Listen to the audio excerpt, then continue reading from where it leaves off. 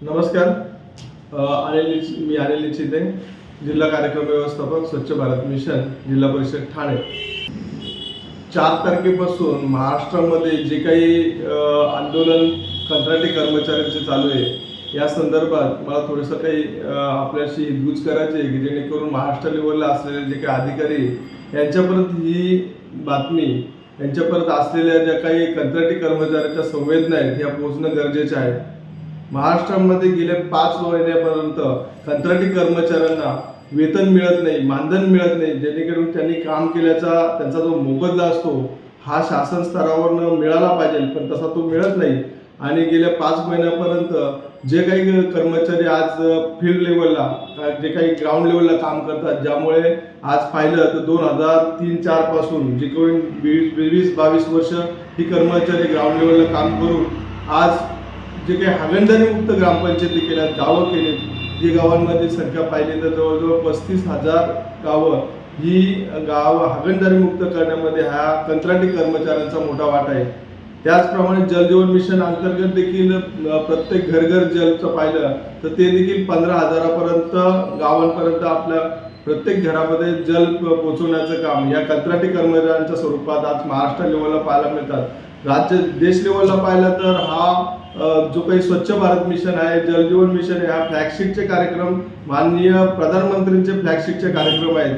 आणि या फ्लॅगशिपच्या कार्यक्रमाची आजची अवस्था पाहिली तर जर कंत्राटी कर्मचारी आहेत ते देखील एक परमनंट कर्मचाऱ्यांच्या पेक्षाही जास्त कदाचित काम करत असतील, किंवा कारण ग्राउंड लेवलला जे काही जनजागृतीचा कार्यक्रम आहे, जो काही स्वच्छतेचा कार्यक्रम आहे, जो काही पाण्याचा संबंधित आहे का प्रत्येक घराला, प्रत्येक माणसाला पाण्याची जी आवश्यकता आहे, या पद्धतीचे जे काम करतात ते काम आज कंत्राटी स्वरूपात असलेले कर्मचारी करतात.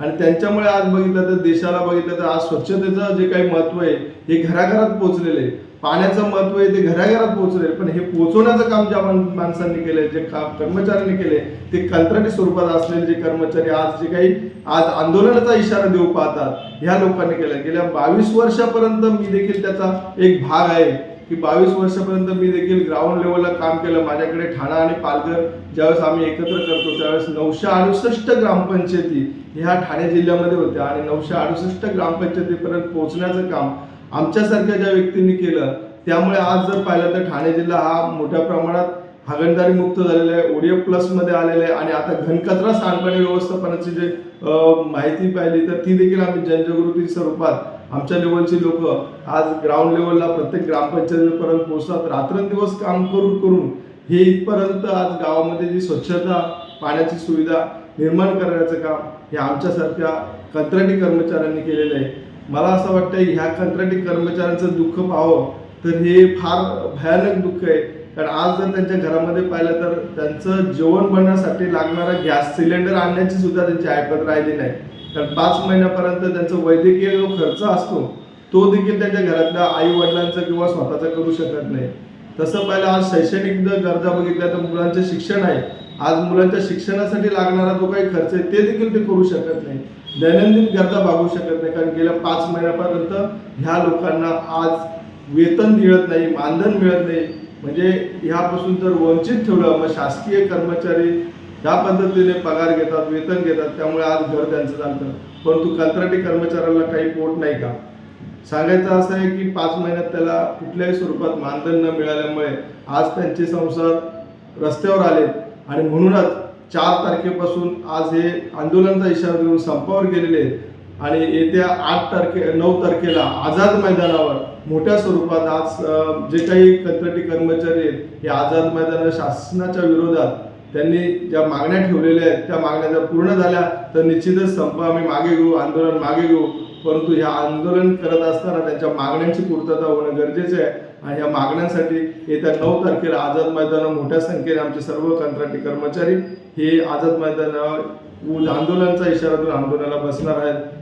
गेले आज पाहिलं तर जल जीवन मिशन असेल, स्वच्छ भारत मिशन असेल, मनरेगा असेल, अशा अनेक कंत्राटी स्वरूपात असलेले कर्मचारी यांच्या अवहेलना पाहिल्या तर फार दुःखद परिस्थिती आज निर्माण झाली. आणि मला असं वाटतं की शासनाने याच्यात वेळीच दखल घ्यावी आणि हा कुठेतरी मार्गी लावणारा प्रश्न आहे तो लवकरात लवकर मार्गी लावा, जेणेकरून कंत्राटी कर्मचाऱ्याला कुठेतरी न्याय मिळेल. अन्यथा कंत्राटी कर्मचारी जो काही आहे तो प्रधानमंत्र्यांचा टॅक्स शीटचा कार्यक्रम आहे, महत्वाकांक्षी प्रोग्राम आहे आणि अशा महत्वाकांक्षी प्रोग्रामामध्ये कंत्राटी कर्मचाऱ्याला उपासमारीची पाळी येत असेल तर हे देशाच्या भवितव्याच्या दृष्टीने तरुणाला मिळणारा रोजगार आणि त्याला मिळणारी उपासमारीची समोर आलेली परिस्थिती याला सर्वस्व जबाबदार हे राजकीय आणि शासकीय कर्मचारी राहतील. राजकीय बोलले तर राजकीय जी परिस्थिती ती लक्ष देत नाही आणि शासकीय कर्मचारी त्यांचं दुर्लक्षपणा आहे.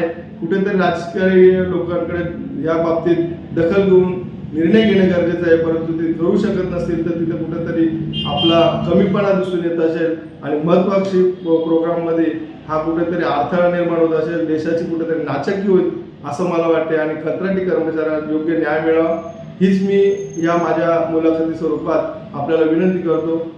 धन्यवाद.